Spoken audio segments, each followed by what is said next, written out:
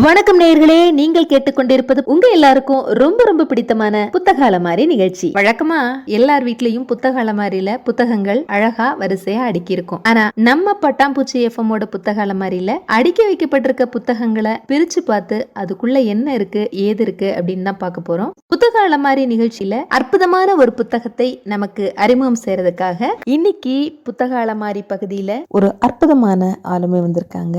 புத்தகங்கள், திரைப்படங்கள், மனிதர்கள் இது மூன்றையும் ஒரே நேர்கோட்டில் பார்த்து 50க்கும் மேற்பட்ட நூல்களை திறனாய்வு செய்திருக்கும் ஒரு வாசிப்பாளர். அந்நிய மொழியில் மொழிபெயர்க்கக்கூடிய அளவிற்கு மிக யதார்த்தமான கதைகளை படைக்கக்கூடிய ஒரு சிறுகதை எழுத்தாளர், திரைப்பட தணிக்கை குழுவின் உறுப்பினர், ஆகச்சிறந்த படைப்பாளி அர்ஷா அவர்கள் தான் வந்திருக்காங்க. நேயர்களே, நானும் உங்களை மாதிரியே ஆர்வத்தோட காத்துட்டு இருக்கேன் எந்த புத்தகத்தை பத்தி பேச போறாங்க அப்படின்னு. வாங்க நிகழ்ச்சிக்குள்ள போகலாம். பட்டாம்பூச்சி நேயர்களுக்கு அன்பு வணக்கம். நான் உங்கள் அர்ஷா. உங்களோடு இந்த நூல் அறிமுக நிகழ்வில், இந்த பயணத்தில் கலந்து கொள்வதில் எனக்கு மட்டற்ற மகிழ்ச்சி. ஆம் நண்பர்களே, நாம் கண்டிப்பாக புத்தகங்களை வாசிக்க வேண்டும், அவற்றை மற்றவர்களோடு பகிர்ந்து கொள்ள வேண்டும். இந்த குறுகிய வாழ்க்கையில் எல்லாராலும் எல்லா புத்தகங்களையும் முழுமையாக படிக்க முடியாது. அந்த அளவிற்கான புத்தகங்கள் உலகெங்கும் நிறைந்து கிடக்கின்றன. ஆகவே படித்த புத்தகங்களை பகிர்வதன் மூலம் படிக்க வேண்டிய புத்தகங்களை நாம் இலகுவாக அறிந்து கொள்ளலாம். அந்த வகையில் இந்த நிகழ்வு நல்ல புத்தகங்களை உங்களுக்கு நிச்சயமாக கொண்டு வந்து சேர்க்கும் என்ற நம்பிக்கையில் இன்னைக்கு ஒரு குழந்தைகளுக்கான புத்தகத்தை அறிமுகம் செய்யலாம் அப்படின்னு நினைக்கிறேன். இந்த புத்தகத்தை நிறைய பேர் வாசிச்சிருப்பீங்க, நிறைய பேருக்கு அறிமுகமும் இருக்கலாம். எனக்கு இந்த புத்தகத்தை இன்னைக்கு அறிமுகப்படுத்த தோணுனதே ஒரு ரொம்ப முக்கியமான ஒரு இடம். அந்த இடத்துல இருந்துதான் இந்த புத்தகத்தை இன்னைக்கு பேசலாம் அப்படின்னு நான் நினைச்சேன். புத்தகத்தின் பெயர் மரப்பாச்சி சொன்ன ரகசியம். எஸ் பாலபாரதி அவங்க எழுதினது. இந்த புத்தகம் பல விருதுகளை பெற்றிருக்கிறது. நூலாசிரியரும் பல விருதுகளை பெற்றிருக்கிறார். அதையெல்லாம் தாண்டி இந்த புத்தகம் என்ன செய்தது, எதனால் நான் பேச ஆரம்பிச்சேன் அப்படிங்கிறது தான் என்ன பொறுத்தவரையில ஒரு எழுத்தாளருக்கான வெற்றி, ஒரு வாசகருக்கான எழுத்தாளர் கொடுத்த மிகப்பெரிய பரிசு அப்படின்னு நான் நினைக்கிறேன். இந்த புத்தகத்தை நான் என்னோட பொண்ணுகிட்ட படிக்க கொடுத்திருந்தேன். இந்த புத்தக கண்காட்சியில நான் 2 புத்தகங்கள் வாங்கியிருந்தேன். பையனுக்கு ஒன்று 14+ அப்படிங்கிற மாதிரி ஒரு புத்தகம். அதை அவன் படிக்கிறதுக்கு, அவனை பத்தி தெரிஞ்சுக்கிறதுக்கு, யௌவன வளர்ச்சி குறித்து ஒரு ஆண் என்னென்ன தெரிஞ்சுக்கணும் அப்படிங்கிறதுக்காக அவனுக்கு ஒரு புத்தகமும், இவளுக்கு இந்த மரப்பாச்சி சொன்ன ரகசியமும் வாங்கி கொடுத்திருந்தேன். ஸோ இன்னைக்கு அவகிட்ட நான் பேசிட்டு இருக்கும் போது இந்த புக்கு படிச்சிட்டியா அப்படின்னு கேட்டேன். படிச்சுட்டேன் அப்படின்னு சொன்னா, எங்க புக்கு பத்தி சொல்லு பார்ப்போம் அப்படின்னதும் அவ ஒன்னும் இல்லம்மா, அந்த book good touch bad touch பத்தி பேசுது அப்படின்னா. நான் கேட்டேன், குட் டச்னா என்ன, பேட் டச்னா என்ன அப்படின்னு.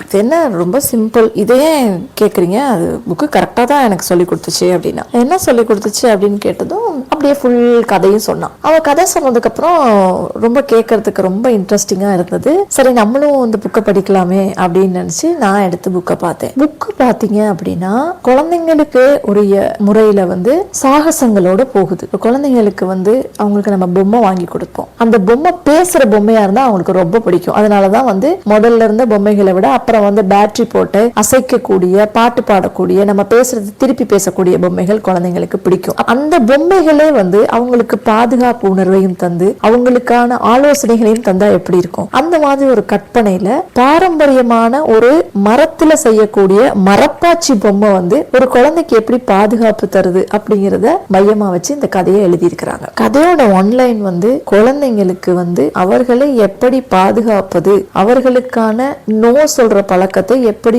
கொண்டு வருவது, அவங்க பேரண்ட்ஸ் கிட்ட எப்படி மனம் விட்டு பேசுறது, இப்படி பல விஷயங்களை எழுத்தாளர் சொல்ல வராரு. ஆனா எந்த விஷயத்தையுமே திணிக்காம போற போக்குல ரொம்ப அழகா சொல்லி இருக்கிறார். இதுல ஷாலினி, பூஜா அப்படிங்கிற 2 நண்பர்கள், 2 பெண் குழந்தைங்க, 2 பேருமே வளர்ந்த குழந்தைங்க. அவங்க ரொம்ப அழகா ஸ்கூலுக்கு போறாங்க, வராங்க, டான்ஸ் கிளாஸ் போறாங்க அப்படின்னு சொல்லி அதை ரொம்ப அழகா கட்டமைக்கிறாரு. அந்த நடனத்தை பத்தி கூட என்ன அப்படிங்கிற, நாட்டியம்னா என்ன அப்படிங்கிற ஒரு பக்கம் கூட இந்த புத்தகம் பேசுது. இந்த கதைக்கு போக முன்னாடி புத்தகத்தினுடைய சிறப்பம்சங்களை எல்லாம் சொல்லிடுறேன். புத்தகம் குழந்தைகளுக்கான புத்தகம், அதே நேரம் பெற்றோருக்கான புத்தகம். 13 அத்தியாயங்கள் இருக்கு.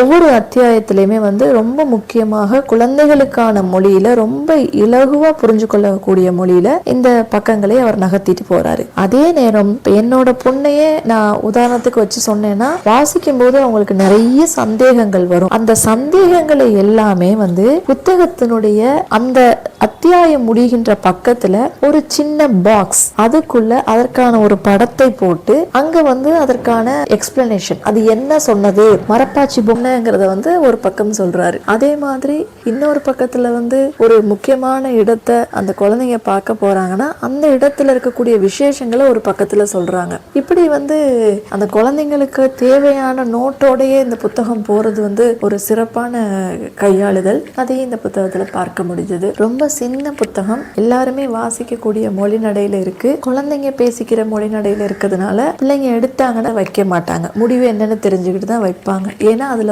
சாகசங்கள் இருக்குது. ஒரு பொம்மை பேசுது, பொம்மை பறக்குது, பொம்மை அந்த குழந்தைங்களுக்காக போயிட்டு யாரோ ஒருத்தருக்கு தண்டனை கொடுக்குது. இப்படி ஒரு குழந்தைங்களுடைய மூவி பார்த்த ஒரு அனுபவத்தை இந்த புத்தகம் தருது. அதனால எல்லா குழந்தைங்களுமே வாசிப்பாங்க. கதை என்ன சொல்லுது அப்படின்னா இந்த ஷாலினி பூஜா 2 நண்பர்கள் இருக்காங்க இல்லையா, இதுல ஷாலினியோடது தான் இந்த மரப்பாச்சி பொம்மை. மரப்பாச்சி பொம்மைக்கு சொந்தக்காரி ஷாலினி. அவளோட பாட்டிக்கிட்ட இருந்து அவன் வாங்கிட்டு அது ரொம்ப ஆசையா விளையாடுறா. புடவை கட்டிக்கிட்டு இருக்கிற மரப்பாச்சிய கவுனுக்கு மாத்துறா. அதோட பேச ஆரம்பிக்கிறா, சிரிக்க ஆரம்பிக்கிறா. அதோட அவன் நல்ல ஃப்ரெண்ட் ஆயிட்டா. இப்படி அந்த கதை இந்த காலத்து குழந்தைங்களுக்கு ஏற்ற மாதிரி கட்டமைக்கப்பட்டிருக்கு. அதே நேரத்துல பூஜாவுக்கு ஒரு பிரச்சனை வருது. பூஜாவினுடைய பிரச்சனை கொஞ்சம் கொஞ்சமா ஷாலினி என்னன்னு தெரிஞ்சுக்கிறா. தெரிஞ்சுக்கும் போது அவளுக்கு சொல்யூஷன் சொல்ற அளவுக்கு அவளுக்கு அதுல பெரிய அனுபவமோ அறிவோ இல்லை. ஏன்னா அவளும் குழந்தை. அப்ப என்ன பண்றா, உடனே மரப்பாச்சி கிட்ட உதவி கேட்கிறா. மரப்பாச்சி தான் பூஜாவுக்கு நடந்தது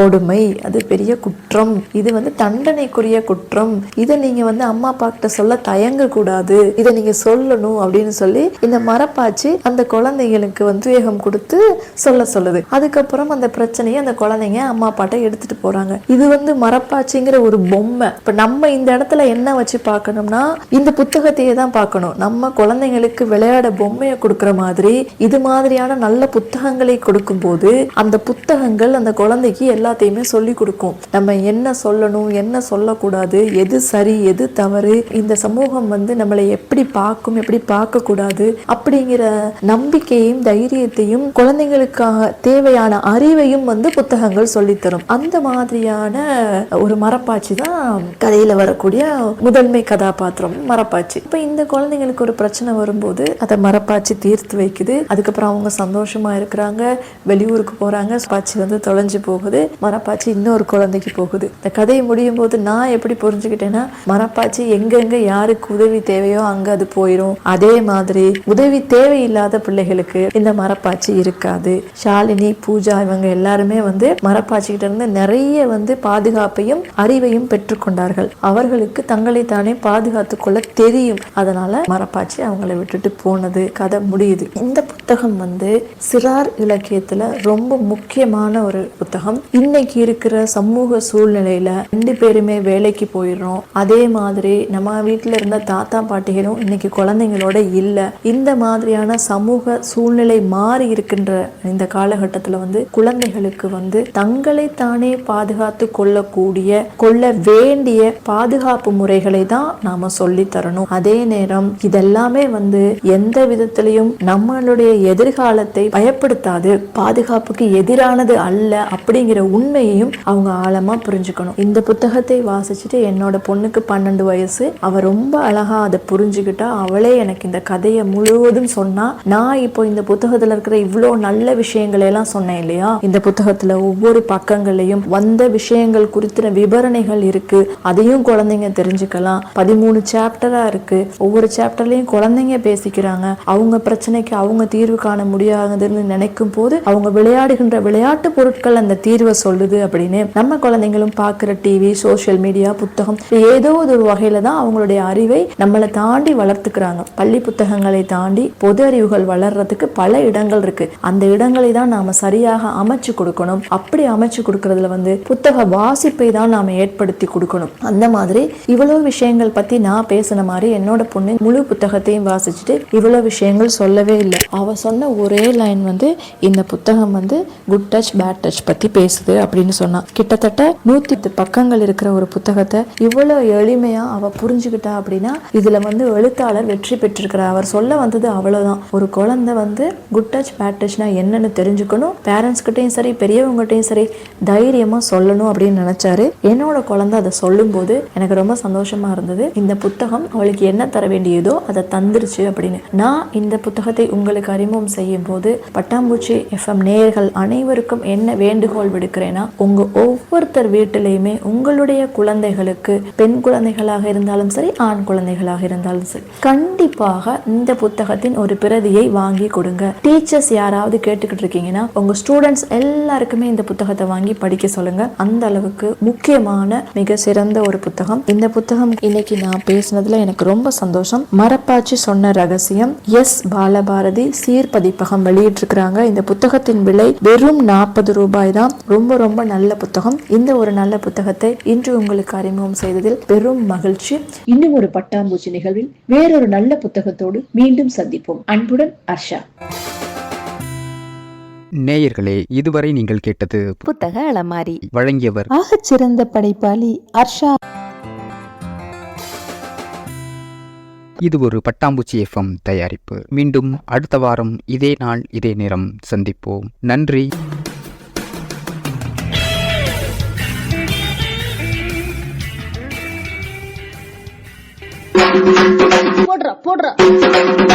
வணக்கம் மக்களே, இன்னைக்கு நம்ம பட்டாம்பூச்சி எஃப்எம்ல கலக்கலா ஒரு புத்தக அறிமுகம். வாங்க வாங்க வந்துட்டே இருங்க.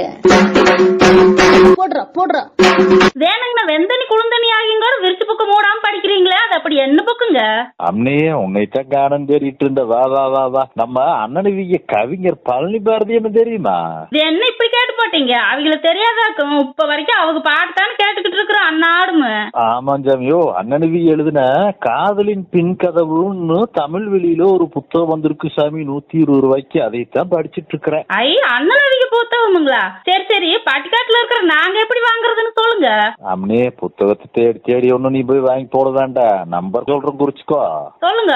90 94 0 0 56 0 0. நானும் ஒருக்கா சொல்றேன், கேட்டுக்கோங்க. 9094005600. சரிங்களா? அதேதான். போடுறா. நாட்ட படிக்கணுமா, நல்லதெல்லாம் கேட்கணுமா, நஸ் நஸ் பட்டாம்பூச்சி. குட்டு போடு கலையும் குரலால நிமித்தனுமா, கூல் பட்டாம்பூச்சி. இது கலை இலக்கியம் சமூகம் என கடைக்கோடி மக்களுக்கு சிறையடிக்கும் ஒரு கலக்கலயம். ஒரு கலக்கலயம். ஒரு கலக்கலயம்.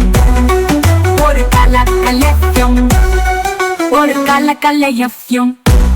இது கலை இலக்கியம் சமூகம் என கடைக்கோடி மக்களுக்காக சிறகடிக்கும் ஒரு கலக்கல் எஃப்எம்.